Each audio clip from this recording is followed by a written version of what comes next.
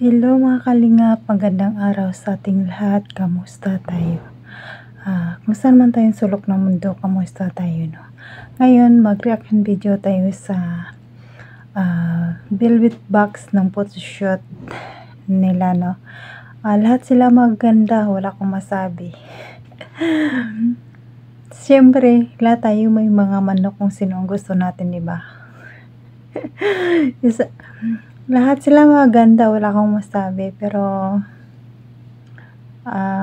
ang bit ko sa lahat ay si Beyonce.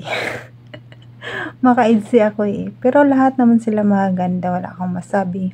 Si Joy, maka-Joy din ako Jomcarl,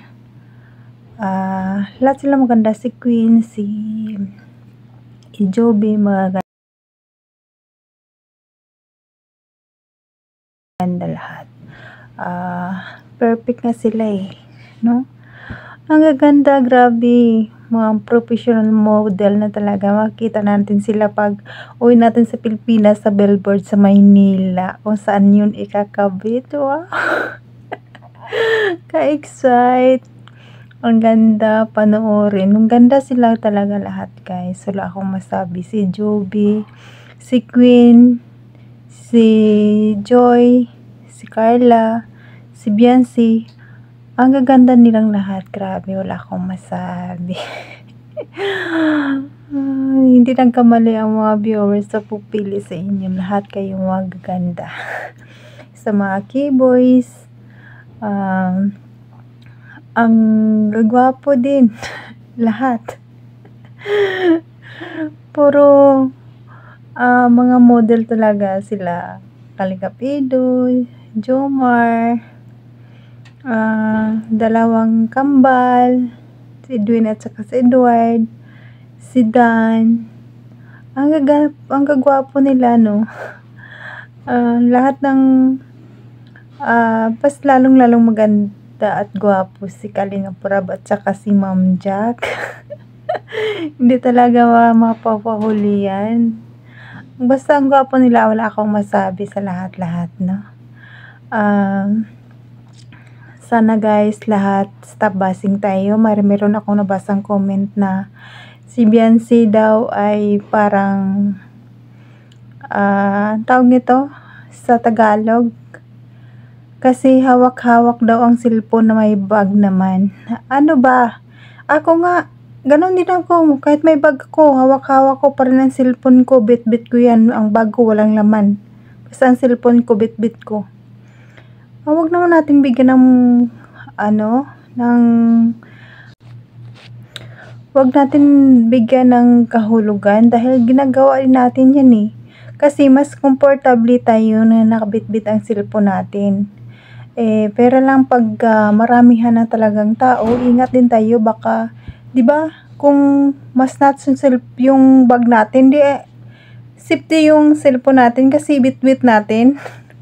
Bag lang ang makuha nila, walang laman. Naman yung nag-comment, grabe.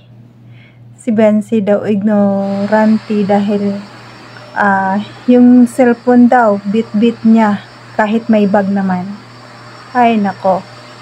Lahat na lang napapansin guys, may comment lang.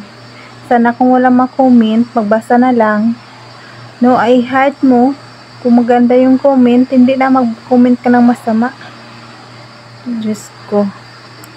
Wala naman, lahat naman ginagawa natin yan. Mas gusto kong nakabitbit ang cellphone ko kasi lagay ko sa bag ko. Dahil pag may tumawag, naririnig ko. Dahil ramdam ko na sa kamay ko yung cellphone. Hindi na sa bag. Kasi pag nasa bag, hindi ko maririnig may tumatawag. Kaya bitbit ko ang cellphone ko. Kaya si Beyonce, kaya ganun din siguro siya. Kaya bitbit niya yung cellphone niya, no? Sana maging linawan pa natin yung ating isip, no? Sana stop basing guys, kasi natutuwa tayo sa kanilang lahat kasi magaganda silang lahat. Maganda as in maganda, no? Si Queen nga parang may nakita talaga akong model din sa lahas yun yung babae, kamukha niya talagang model, kamukha niya. Ang ganda kasi ni Queen, parang siya talaga yun. Ang ganda niya, grabe, lahat silang magaganda, no? Kaya yun guys, pasalamatan muna natin ang ama ng Kalingap, Bal Santos Matubang, Ate Ed Vlog, Kalingap Rab, Kalingap Guido, Kalingap Partners, Kalingap Team, K-Boys, at sa lahat-lahat guys, supportaran natin Kalingap Partners. Yan, supportan na natin guys. It's me, Jasmine05 channel. Kung hindi ka pa nakasubscribe sa aking channel, please subscribe and don't forget to hit the notification bell para updated ka sa aking mga ina-upload.